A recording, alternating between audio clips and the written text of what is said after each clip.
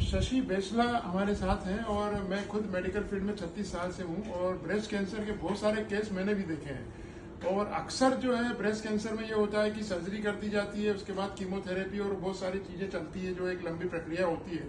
और मैंने जो केस मेरे 28 साल के मेडिकल प्रोफेशन में यहाँ विधिवत रूप से देखे हैं, 36 साल में मेडिकल में रहा, कि ब्रेस्ट ऑपरेशन होने के बाद भी कई बार रिअकरेंस हो जाता है और कुछ डेथ भी मैंने देखी है। तो शशि, आपका ये केस मेरे लिए बड़ा आश्चर्यजनक है। मतलब मेरी जिंदगी में पहली बार मैं किसी ऐसी लेडी से मिल रहा हूँ जिसने इतना बड़ा साहसी निर्णय लिया है कि मैं ऑपरेशन की दिशा में नहीं जाऊंगी।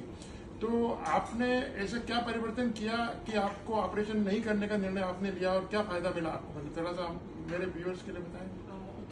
पहले तो मैंने ना ऐसे केस अपने आसपास देखे थे जिनकी सर्जरी होने के बाद और कीमो होते होते ही उनकी डेथ हो गई। तो एक ये था मेरे अंदर कि नहीं, मुझे सर्जरी नहीं करानी है। और फिर ये था कि नेचर के साथ हम कैसे इसको ठीक कर सकते हैं। तो इसके बाद मैं धीरे धीरे मुझे फ्रूट डाइट पे आने का ये अवसर मिला है। जो भी मैंने डाइट की उसमें मुझे 10 से 15 दिन के अंदर अंदर ही रिलीफ मिलना शुरू हुआ।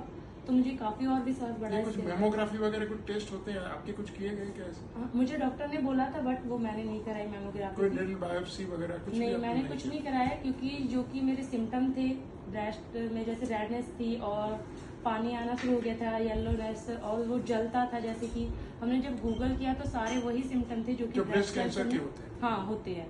जैसे पीछे भी पेन होता है, हाथ में स्वेलिंग हो गई थी, हाथ उठना बंद हो गया था।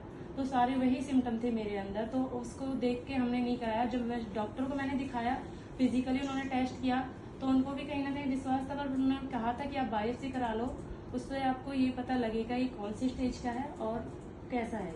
ये कितने समय पहले बायोप्सी की एडवाइस दी गई? 1 साल पहले, मुझे 1.5 साल पहले 2022 नवंबर में। ठीक है, क्योंकि अक्सर जो मेरे अनुभव में आया है कि बायोप्सी करते हैं और ब्रेस्ट कैंसर को डिटेक्ट करने के बाद अगर आप सर्जरी पर नहीं जाते हैं और चीजें बढ़ती है, वो पूरी बॉडी में स्प्रेड हो जाता है कैंसर और डेथ तक हो जाती है, ऐसा कहा जाता है। मतलब तो वो टाइम पीरियड साल भर के अंदर ही ऐसा हो जाता है, कई बार तो ऐसा भी होता है। पर आपका 1 साल गुजर चुका है और यू आर क्वाइट हेल्दी है। आप बिल्कुल हेल्दी है। मतलब तो मतलब फ्रूट डाइट को आप इसका श्रेय देती है कि आप पूरी फ्रूटेरियन है और पका हुआ भोजन नहीं लेती? हाँ, मैं बिल्कुल कुक नहीं लेती हूँ, सॉल्ट नहीं लेती हूँ, एनिमल प्रोडक्ट कुछ नहीं लेती हूँ। ओनली मैं फ्रूट्स पे हूँ, बिल्कुल फ्रूट्स। अनप्रोसेस्ड फूड लेती है आप, बिल्कुल जो स्वाभाविक प्राकृतिक रूप से जो भोजन जैसा होता है वैसा लेती है? हाँ, जो नेचर में अभी आ रहा है, जिस मौसम के हिसाब से आ रहा है, वो वाला फ्रूट्स लेती हूँ। इसमें खट्टे फ्रूट्स मैं नहीं लेती हूँ कि वो ज्यादा हम खा नहीं सकते हैं।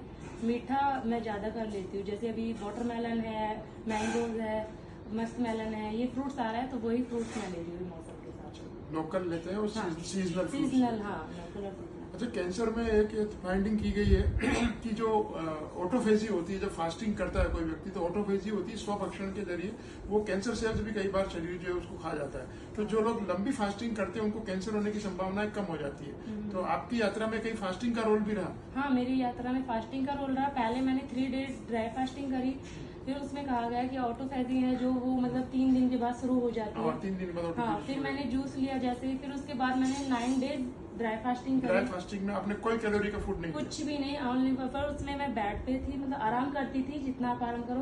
पानी भी नहीं था उसमें, खाली ड्राई फास्टिंग ओनली, बस ऐसे। और फिर 11 दिन की मैंने ड्राई फास्टिंग करी इसमें। तो ये बहुत चमत्कारिक परिणाम है शशि जी आपका। साथियों, आपके लिए भी चमत्कारिक है और मेडिकल कम्युनिटी के उन सब लोगों के लिए एक संदेश है कि जो एलोपैथिक ट्रीटमेंट के जरिए आगे बढ़ते हैं। किसी पैथी का विरोध करना हमारा लक्ष्य नहीं, लेकिन प्राकृतिक तरीके से शरीर अपने आप को स्वस्थ करने की क्षमता रखता है। जो शशि ने खुद अपना देखा है कि किस प्रकार से एक लंबी उपवास के द्वारा और फलाहार के द्वारा इन्होंने उस बीमारी को जो प्राण घातक हो सकती थी न केवल कंट्रोल कर लिया बल्कि दूसरों को भी मोटिवेट कर रही। धन्यवाद आपका शशि जी, और आप लोग भी इस वीडियो को शेयर कीजिए।